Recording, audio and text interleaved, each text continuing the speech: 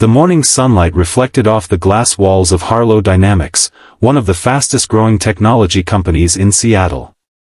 Inside the executive boardroom, tension hung in the air. At the head of the table sat Olivia Harlow, the company's CEO. At 46, Olivia had built her business from a tiny startup operating out of a rented garage into a corporation employing thousands of people across the country. She was respected, admired, sometimes feared. People described her as brilliant, disciplined, and relentless. But lately, something had changed. Months of pressure, investor meetings, expansion plans, and non-stop travel had left her exhausted and impatient. And unfortunately, the people closest to her were beginning to feel it. One of those people was her driver. His name was Marcus Reed. Marcus was 58 years old. Quiet. Reliable. The kind of man who never tried to be the center of attention. For nearly 7 years, he had driven Olivia to meetings, airports, conferences, and company events. He was always early. Always professional. Always calm. Most days, Olivia barely noticed him. Not because Marcus did anything wrong, but because people like Marcus often became invisible. The dependable ones. The steady ones. The people who quietly carried responsibilities without asking for recognition. And on this particular Monday morning, Marcus was about to become the target of Olivia's frustration. The trouble started when Olivia arrived 20 minutes late for an important board meeting. The delay had caused her presentation schedule to shift, several executives were annoyed, and one investor had already left for another appointment. As Olivia hurried into the building, anger boiled inside her. She turned toward Marcus. "Why were we late?" she demanded. Marcus looked surprised. "There was an accident on Interstate 5. Traffic completely stopped. You should have planned another route." "I did, ma'am. Every alternate road was backed up." Olivia crossed her arms. Excuses don't solve problems. The lobby fell silent. Several employees nearby lowered their eyes. Marcus remained calm. "I'm sorry we couldn't get here faster." But Olivia wasn't listening. For weeks, she'd been carrying stress she hadn't dealt with. Now it was spilling onto someone else. Someone who didn't deserve it. "Maybe it's time I find someone who can keep up," she snapped. Marcus said nothing. His face remained composed. But there was sadness in his eyes. Without another word, Olivia walked away. An hour later, she instructed human resources to terminate Marcus's employment. The decision was processed immediately. 7 years of loyal service. Gone in a matter of minutes. By late afternoon, Marcus had quietly packed his belongings.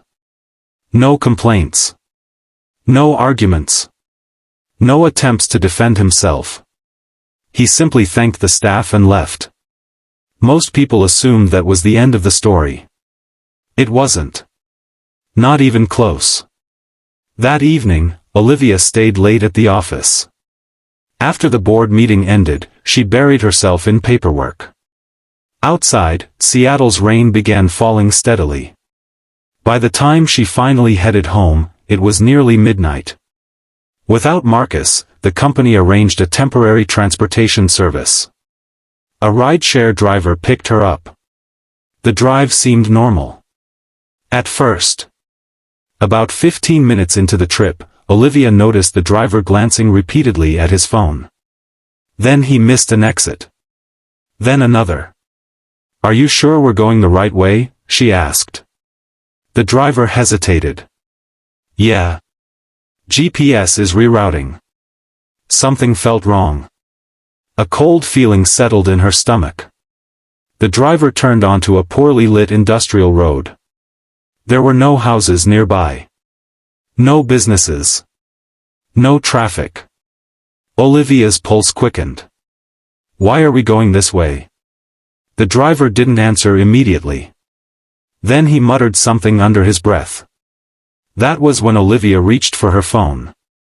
But before she could unlock it, flashing blue lights appeared behind them. A police vehicle. The ride-share driver immediately pulled over. Within moments, officers approached.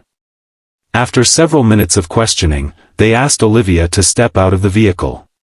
Confused, she complied. One officer explained that the driver had been reported earlier that evening for suspicious behavior and using a fraudulent account connected to the rideshare service. An investigation was already underway. The driver was taken into custody. Shaken but unharmed, Olivia eventually made it home. She barely slept. The next morning, she arrived at the office exhausted. Her assistant, Rachel Bennett, greeted her with an unusual expression. Rachel had worked beside Olivia for nearly a decade. She knew when something was wrong. "Olivia," she said softly, "there's something you need to know." Olivia set down her coffee. "What is it?" Rachel hesitated. Then she leaned closer. Her voice dropped to almost a whisper. "Marcus saved your life last night." Olivia froze. "What?" Rachel nodded. "I found out this morning." "Explain." Rachel took a slow breath. "After Marcus left yesterday, he received a call from one of our security managers." Olivia stared. "Why?" "Because Marcus was worried." "Worried about what?" "You." The room suddenly felt very quiet. Rachel continued. "He knew you were upset. But he also knew you'd be leaving late. When he heard the company arranged a last-minute rideshare, something didn't sit right with him." Olivia blinked. "What did he do?" "He called a friend in local law enforcement." Olivia's eyes widened. Rachel nodded. "Marcus spent 20 years as a police officer before becoming your driver." Olivia had completely forgotten. She remembered hearing that years ago. But she'd never asked about it again. Rachel continued. "He heard about concerns involving fraudulent rideshare accounts operating in the area. He asked them to keep an eye out." Olivia felt her stomach tighten. "The officers who stopped your car were responding because Marcus requested they verify the vehicle." Silence filled the office. For several seconds, Olivia couldn't speak. The man she had fired. The man she had humiliated. The man she blamed for traffic. Had spent his evening trying to protect her. Not because it was his job. Not because he had anything to gain. But because he cared. Rachel gently placed a file on Olivia's desk. Inside were years of employee evaluations. Every report about Marcus said the same thing. Dependable. Trustworthy. Professional. Protective. Dedicated. Olivia looked away. For the first time in a long time, she felt ashamed. Not because she'd made a business mistake. But because she'd forgotten something important. Every person has a story. Every person carries value. And sometimes the people doing the quietest work are making the biggest difference. That afternoon, Olivia drove across town. Not in a company vehicle. Not with an assistant. Alone. She arrived at a small neighborhood park overlooking Lake Washington. Rachel had told her Marcus often spent afternoons there after retirement. Sure enough, he was sitting on a bench feeding pieces of bread to ducks near the water. Olivia approached slowly. Marcus looked up. Surprised. But polite. "Good afternoon, Miss Harlow." Olivia sat beside him. For a moment, neither spoke. Then she finally said the words she'd rarely used throughout her career. "I was wrong." Marcus remained silent. "I treated you unfairly." The lake rippled in the distance. Olivia continued. "I blamed you for something you couldn't control." Marcus looked down. "I understand you were under pressure." "No," Olivia replied. "Pressure explains behavior. It doesn't excuse it. Marcus studied her face. For the first time, he could see genuine regret. Olivia swallowed hard. Rachel told me what happened. Marcus sighed quietly. It wasn't a big deal. It was a very big deal. He shrugged. I just wanted to make sure you got home safely. After I fired you? Marcus smiled gently. You were still my responsibility in my mind. Those words hit Olivia harder than any boardroom criticism she'd ever received. Because they reflected something she hadn't shown him. Grace. Compassion. Character. The qualities she claimed to value in her company. Yet failed to demonstrate when it mattered most. Olivia reached into her bag. I'd like to offer you your job back. Marcus looked at the envelope. Then back at the lake. After a long pause, he smiled. Can I think about it? Olivia laughed softly. You've earned that right. Over the next week, something unexpected happened. The story quietly spread through the company.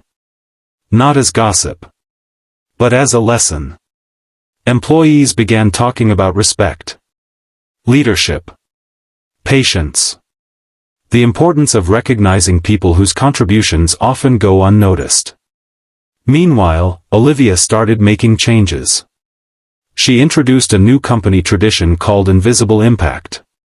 Every month, employees could nominate coworkers whose quiet actions positively affected others. Maintenance workers, receptionists, custodians, drivers, assistants, security guards, people who rarely received public recognition. The response was overwhelming. Hundreds of nominations poured in. Stories emerged everywhere. Employees helping coworkers through family emergencies. Security staff assisting frightened visitors. Custodians staying late to prepare classrooms for community events. Acts of kindness that had always existed, but had rarely been acknowledged. 3 weeks later, Olivia stood before the entire company at a town hall meeting. Thousands watched in person and online. She stepped to the microphone. I want to tell you about a mistake I made. The room grew quiet. Leaders rarely spoke openly about their failures. But Olivia did. She shared the story. Not every detail. Just enough. Then she looked toward the front row. Marcus sat there. After careful consideration, he had accepted her invitation to return. The audience applauded. But Marcus looked slightly embarrassed by the attention, which made everyone smile. Olivia concluded with words many employees would remember for years. Success can make us focus on big goals, big numbers, and big achievements. But sometimes the people who change our lives aren't standing on a stage. They're quietly showing up every day, doing the right thing when nobody is watching. The room erupted in applause. Not because of the speech, but because it was true. Months later, the company continued growing. Profits increased. New offices opened. But something even more valuable had changed. The culture became kinder. People listened more carefully, appreciated one another more openly, and treated every role with greater respect. As for Olivia and Marcus, their relationship evolved into an unlikely friendship. Sometimes during long drives, they talked about leadership. Sometimes about family. Sometimes about nothing at all. And every now and then, Olivia would glance into the rearview mirror and remember the lesson that changed her forever. Never underestimate the value of a good person simply because they work quietly. Because kindness doesn't always arrive with applause. Sometimes it sits behind the wheel. Sometimes it asks for nothing in return. And sometimes, when you least expect it, it becomes the very thing that protects you. If this story teaches us anything, it's this. Treat people with respect before they prove their worth to you. Because every person matters. Every job matters. And every act of kindness has the power to change a life, including your own. The people we overlook today may be the very people we thank tomorrow. And that's a lesson worth remembering.